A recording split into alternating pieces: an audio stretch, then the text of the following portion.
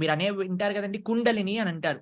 మూలాధారం నుంచి ఒక్కొక్క చక్రాన్ని కూడా యాక్టివేట్ చేస్తూ సుషుమ్నా నాడి ద్వారా ఆ చక్ర యోగం ఎప్పుడైతే స్థితి జరుగుతుందో, సమాధి స్థితి వస్తుందో, అప్పుడు మన జీవశక్తి ఈ సహస్రార కమలము అని అంటారనమాట.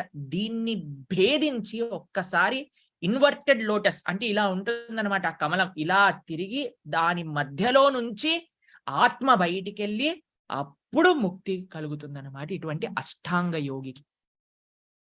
దీని గురించి ప్రస్తావన చేశారండి ఇక్కడ. దాని తర్వాత ఇందాక విరాట్ రూపాన్ని ధ్యానించే యోగున్నారు కదా, ఆయన ఎలా వెళ్తారు, ముక్తిని ఎలా లభిస్తుంది అని అంటే ఒక్కొక్క లోకాన్ని దాటుతూ వెళ్తారనమాట. ఏంటి, మొట్టమొదటి లోకం వైశ్వానర లోకానికి వెళ్తారు ఆయన. వైశ్వానర లోకంలో ఏమవుతుంది అని అంటే ఆయనకుండే భౌతిక కోరికలన్నీ కూడా తొలగిపోతాయి. దాని తర్వాత శింషుమారానికి వెళ్తారు. శింషుమారం దగ్గర ఆయన భగవంతుడి యొక్క హరి యొక్క సంబంధాన్ని ఏర్పరచుకుంటారనమాట. దాని తర్వాత మహర్లోకానికి వెళ్తారు. దాని తర్వాత బ్రహ్మలోకానికి వెళ్తారు. బ్రహ్మలోకం పైన అన్ని జీవరాశుల పట్ల దయ కలుగుతుందనమాట. దాని తర్వాత బ్రహ్మలోకంలో ఉండే ఒక ఆపర్చునిటీ కూడా ఇస్తారండి. లేదయ్యా మాకు బ్రహ్మలోకం వద్దు, మాకు ముక్తే కావాలి అన్నప్పుడు ఈ పంచభౌతిక ఒక కవరింగ్ ని భేదించి, దాని లోపల నుంచి అహంకారాన్ని భేదించి, దాని లోపల నుంచి మహత్తత్వాన్ని భేదించి, దాని లోపల నుంచి ప్రధానాన్ని భేదించి ముక్తికి వెళ్తారు. అయ్యా ప్రభుజీ ఈ పేర్లు ఏంటో తెలియదు, ఆ లోకాలు ఏంటో తెలియదు, ఈ స్థితి ఏంటో తెలియదు, ఇవన్నీ మాకు వద్దండి అన్నప్పుడు మీరేం చేయాలో తెలుసా అండి? ఇప్పుడు శుకుల వారు చెప్తున్నారు.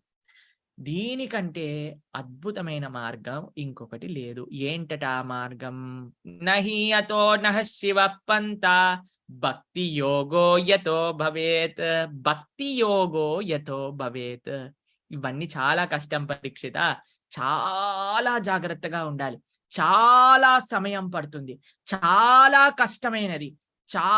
ఎంత ఒక్క దగ్గర పొరపాటు చేసినా సరే మళ్ళీ జీరోకి వచ్చేస్తాం. కాబట్టి ఈ అష్టాంగ యోగ పద్ధతి అనేది చాలా కష్టం. మరి ఏంటి అనంటే దీనికంటే సులభమైన మార్గం లేదు. దేనికంటే సులభమైన మార్గం లేదు? ఇక్కడ చెప్తున్నారు చూడండి, భక్తి యోగో యతో భవేత్. భక్తిని ఆచరించటం సింపుల్. రాజవిద్య రాజగుహ్యం పవిత్రం ఇదమిత్తమం సుసుఖం కర్తుం అవ్యయం. భగవంతుడు గీతలో చెప్పారు కదండి, అన్నిటికంటే ఈజీ భక్తి యోగాన్ని ఆచరించటం అనమాట.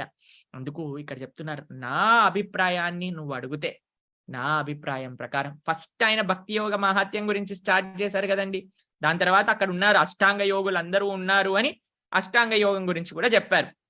దాని తర్వాత అష్టాంగ యోగం గురించి విని భక్తి యోగం గురించి వింటే మనం ఆచరించే భక్తి ఎంత సులభమో అర్థమవుతుంది అనే విషయం గురించి దీనికోసం ప్రస్తావన చేశారు. అందుకే ఇక్కడ ఏమంటున్నారు చూడండి, మళ్ళీ తస్మాత్ సర్వాత్మనా రాజన్ హరిర్ సర్వత్ర సర్వదా శ్రోతవ్య కీర్తితవ్యశ్చ స్మరతవ్యో భగవాన్ నృణాం.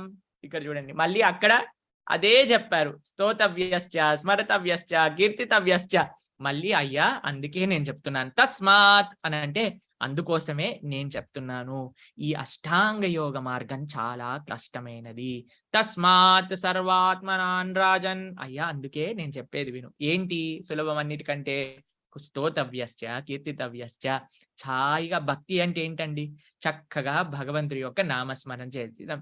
హరే కృష్ణ కృష్ణ కృష్ణ హరే హరే, హరే రామ రామ రామ హరే హరే, హరే కృష్ణ కృష్ణ కృష్ణ హరే హరే, హరే రామ రామ రామ హరే హరే, హరే కృష్ణ కృష్ణ కృష్ణ హరే హరే, హరే రామ రామ రామ హరే హరే.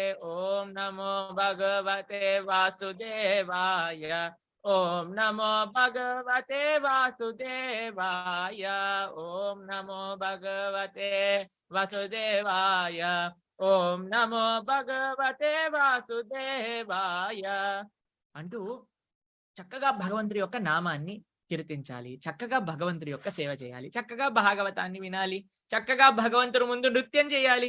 ఇదే కదండి భక్తి యోగం అంటే. చక్కగా నృత్యం చేయటం, చక్కగా భగవన్నామాన్ని సంకీర్తన చేయటం, చాలా సుఖంగా భగవన్నామాన్ని జపం చేయటం, చాలా అద్భుతంగా భగవత్ మహాప్రసాదాన్ని స్వీకరించటం. ఇది భక్తిలో చాలా ముఖ్యమైన అంగం. కాబట్టి ఇది ఎంత సులభంగా ఉందండి. ఎక్కడ మనం అరణ్యానికి వెళ్తాం, ఎక్కడ కూర్చుంటాం సీదా, ఎక్కడ మనం అన్ని భౌతిక కోరికలను వదిలేస్తాం, ఎక్కడ మనం ఇవన్నీ చేసేది. కాబట్టి మనం ఎక్కడున్నా అక్కడ చక్కగా భగవంతుడి యొక్క సేవ చేసుకుంటూ, భగవంతుడి యొక్క కీర్తనలో నృత్యం చేస్తుంటూ, భగవంతుడి యొక్క శ్రీ విగ్రహాన్ని ఆరాధన చేసుకుంటూ, భగవంతుడి ముందు చక్కగా తన్ జిహ్వే కీర్తయ కేశవం మురరిపుం చేతో భజ శ్రీధరం అన్న విధంగా చక్కగా భగవంతుడి యొక్క నామస్మరణ చేస్తుండు చక్కగా ఆనందంగా భగవత్ మహాప్రసాదాన్ని అద్భుతమైన మహాప్రసాదాన్ని భగవంతుడికి మనం చక్కగా చేసుకొని నివేదన చేసి పప్పు కూర చారు మనకి ఏది ఇష్టమైతే అది బ్రహ్మాండంగా స్వామికి నివేదన చేసి హాయిగా ప్రసాదం తీసుకుంటే ఇదే భగవద్భక్తి. అందుకే ఇక్కడ చెప్తున్నారు పిబంతి యద్భాగవత ఆత్మన సతతం కథామృతం శ్రవణ పూతేషు సంభ్రతం పూతాని తే విషయ విదూషితాయయం వజ్రంతి తచ్చరణ సరోజుహాంతికం. ఇది భగవంతుడి యొక్క కథాశ్రవణం వినడం చేత. కథామృతం శ్రవణ పూతేషు సంభ్రతం అంటే ఏంటంటే భగవంతుడి యొక్క కథామృతాన్ని ఎవరైతే వింటారో 2 విషయాలు కలుగుతాయటండి. ఏంటో తెలుసా అండి ఆ 2 విషయాలు? ఒకటి, ఏదైతే ఈ భౌతికమైన ప్రపంచంలో ఆనందించాలి, భౌతికమైన కోరికలు ఏవైతే హృదయంలో ఉంటాయో అవి మొత్తం కూడా తీసేస్తుందట. విషతుల్యమైన ఈ భౌతిక కోరికలన్నిటినీ కూడా భగవత్ కథ ఎప్పుడైతే మనం వింటామో అవి తొలగిచ్చేస్తుందటండి. దాంతో పాటు ఏం చేస్తుందట అంటే భగవంతుడి యొక్క శ్రీ చరణాలు మనకి అనుగ్రహిస్తుందట కేవలం భగవత్ కథాశ్రవణం. కాబట్టి అంత గొప్పదండి భగవత్ కథ వినటం అనేది.